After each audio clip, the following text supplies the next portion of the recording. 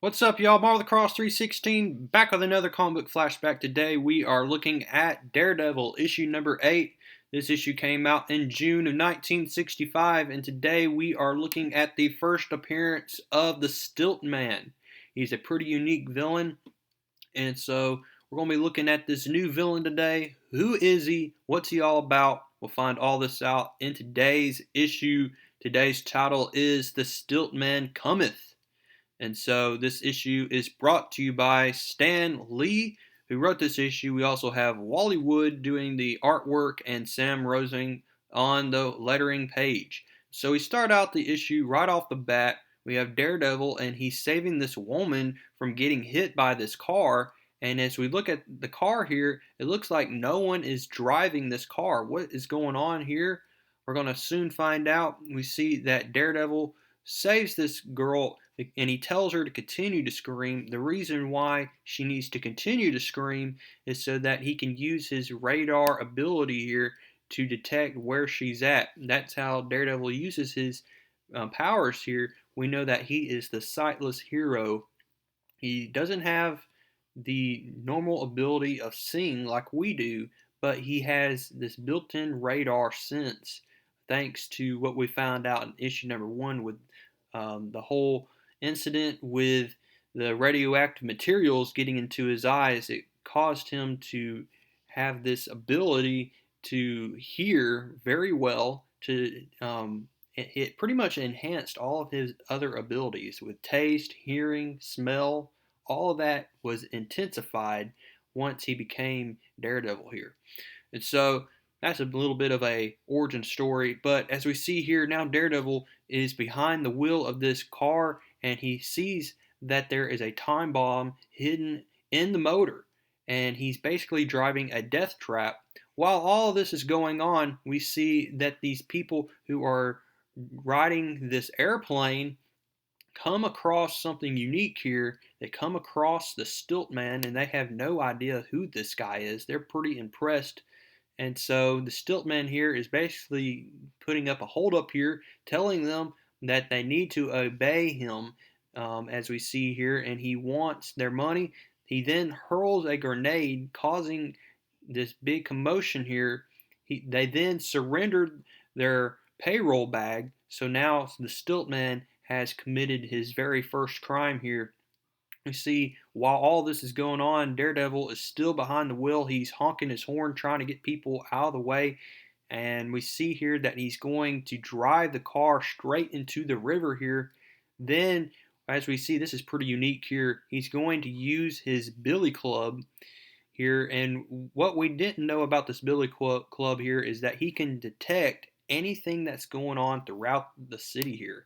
And so as he's using this, as we can see, he has a retractable microphone, transistors and batteries, miniature tape recorder, switch, the spring reel for cable, hinge, all this great equipment here that we didn't really know how it worked. It's going to be explained in this issue. So I liked how that was added into this issue. And so we see that Daredevil uses his club here, his Billy Kane club here, to detect what is going on. He then comes across the Stilt Man, but then we see that the Stilt Man disappears. Daredevil thinks that his senses are playing tricks on him. He returns back to his law firm here as Matt Murdock, and he comes across Karen Page here, and she basically tells him, "Hey, Matt, did you hear about the Stilt Man?" So, no, Daredevil's senses was not playing a trick on him. Then she, as we've seen in the past few issues, Karen Page has been telling Matt Murdock here that she knows this Dr. Van Eyck, who is a specialist and can help Matt Murdock regain his sight. And she's really just hounding Matt Murdock all the time, wanting him to go through with the procedure. But Matt Murdock does not want to do that because if he does it, there's a risk that he might lose his powers. And then, as we see here, they're starting to flirt with each other in the office. He says, "Man, it would be great to see your features." When all of a sudden, Foggy Nelson comes into the room, notices that Matt Murdock and Karen Page are having this moment, and then we see that he gets jealous here, and he says, "Matt, there's someone at the door that wants to see you." So now Matt Murdock has to worry about Foggy here, as we know in past issues that Foggy also is very attracted to Karen Page, and he loves her as well. So we meet this guy. His name is Wilbur Day, and right off the bat, he looks like this very humble guy. But as we go into later on in this issue, we'll figure out more about this Wilbur Day. And so off the bat, he's saying that there's this guy, this inventor. He's an inventor basically, and he works for Caxton Laboratories, and that there's this man named Caxton here who is trying to sue him. And so as we see, this whole scenario is going on while Matt Murdock is looking at all the Braille here and the patent laws, because we see that Caxton's trying to sue him over this invention. Then Matt Murdock gets a phone call, and it is Caxton himself here, Mr. Caxton. And he's on the phone, and he says, I don't want to settle this in court. And he's basically, throwing out threats here. So this Mr. Caxton looks very suspicious. So then we see that Matt Murdock returns back to his apartment. He's now thinking about Carl Caxton, and he's also wondering how in the world can he take down the Stilt Man when he comes across him again. Then also, like the Billy Kane, we also see a little bit of the inside of Matt Murdock's apartment here, and he has right below his apartment there's a gym, and so that's pretty cool. There's a sliding bookcase, a lot of great things that Stan Lee added to this issue that we didn't know about. So we see that Matt Murdock is going to take his mind off things by getting into the gym here. We also see that underneath Daredevil's hood there is a built-in radio here, and that his horns are actually antenna that help him to pick up radio signals. So that is very cool. More added features here that we didn't know. Then we see that Stilt Man is now back to up to no good here. He throws another grenade, and this is a sleep gas here within that grenade. You see that Daredevil finally comes across Stiltman for the first time, and he's going to try to take down the Stiltman, but the Stiltman, his legs are so slippery and so long, and they're hydraulic legs here, and he can move with these long legs of his. So he perfectly evaded Daredevil here, and Stiltman strikes again and gets away. We see the next day that Matt Murdock confronts Karen Page here, and he's basically like, look, I don't want any conflict between you and Foggy. And all of a sudden we see here that Wilbur Day comes back to the office here, and he's saying that Carl Caxton has made further threats. We see that Matt Murdock uses his radar senses to detect that Carl Caxton is within distance. He allows Carl Caxton to come into the room here. There is more animosity here between Carl Caxton and Wilbur Day about this whole invention, and we come to find out that this invention has to do with the Stiltman as the story continues to unfold here. And we see that Daredevil's trying to use his radar sense to detect who is lying, but both heartbeats are beating very fast here, so he can't really tell who is Stiltman. And I liked how Stan Lee put up the pace here. We're all thinking that Carl Caxton really is the Stiltman, but as we get later on into this issue, we're going to find out that the Stiltman is really this guy, Wilbur Day, as we'll soon find out. And so we see here that Daredevil's going to tell Carl Caxton here. And one thing that's not explained in this issue is why Carl Caxton has this built-in radar here in his car. So it makes him look suspicious. That was never explained here in this issue, why Carl Caxton appeared to be so suspicious, as well as why there was that car that was about to run over that woman earlier in the issue. A lot of things left unexplained in this issue, but otherwise this is a pretty good issue.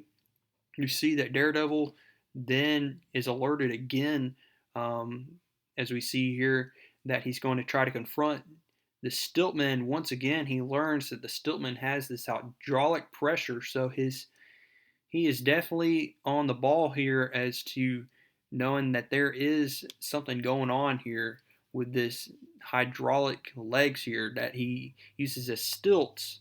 And so Daredevil is once again unsuccessful in taking down Stilt Man. He's one of the hardest villains that Daredevil has come across here. And as we see throughout the rest of this issue, Daredevil is not going to really be able to take down the Stilt Man. So then we see that Matt Murdock comes back to his office. He sees Wilbur Day is sleeping. That's another thing that's not explained in this issue. We know that I've already told you that Wilbur Day is sleeping. How is he sleeping in, Matt Murdock's office when he had just fought the Stilt Man? That's another thing that's left unsaid. We see here that Daredevil then goes to Carl Caxton's house here, and we see that Wilbur Day then points to these long legs. Yep, that is definitely Stiltman's legs here. Then we see that Carl Caxton tells them to get off his property. Then Wilbur Day then uses a karate chop, takes down Carl Caxton here. Then we see right here, as I said, we see that Wilbur Day reveals himself to be the Stilt Man, takes down Matt Murdock. Then now he goes into Carl Caxton's laboratory and he's looking for what he was wanting to find, which is this ray here, and it causes things to basically shrink down to nothingness. So then Daredevil comes and he's going to try to take down Wilbur Day here. We see that Wilbur Day then uses a distraction here to try to get away. He puts on his stilts. He doesn't put on his full disguise as Stilt Man, but he's going to try to get away. And we see that this ray is very dangerous. As we see, he causes the ray to cause the gun to shrink to nothingness. And now he's going to try to use it on Daredevil. He's not successful. He tries to get away here. Daredevil's then going to try to follow him. He gets on this train, and then this is how Daredevil is going to defeat the Stilt Man here, is that the Stilt Man's going to use his ray accidentally on himself. And so then we see that Wilbur Day, the Stilt Man, shrinks to nothingness, and Daredevil wasn't able to help him. When Daredevil gets back to his office as Matt Murdock, we see that Carl Caxton is wanting to sue both Wilbur Day and Matt Murdock for trespassing on his private property, but we see that Matt Murdock then lies to Carl Caxton, saying that Wilbur Day is not pressing any charges. So we see that Carl Caxton then leaves the room. We see that once again Karen Page is going to ask Matt Murdock if he wants to go through with the procedure, and he says, "I just can't risk it." And we see a very frustrated Karen Page walk out of the room, and we leave the issue here with Matt Murdock dwelling on, is he really a coward, and is he afraid to go through with this procedure? Well, next issue, we read right here, Daredevil faces his crucial operation. What does that all mean? We'll find all this out as we look at issue number 9. I hope to see you there, but before we look at that issue, go ahead and click that like button, subscribe if you have not, and I will see y'all next time.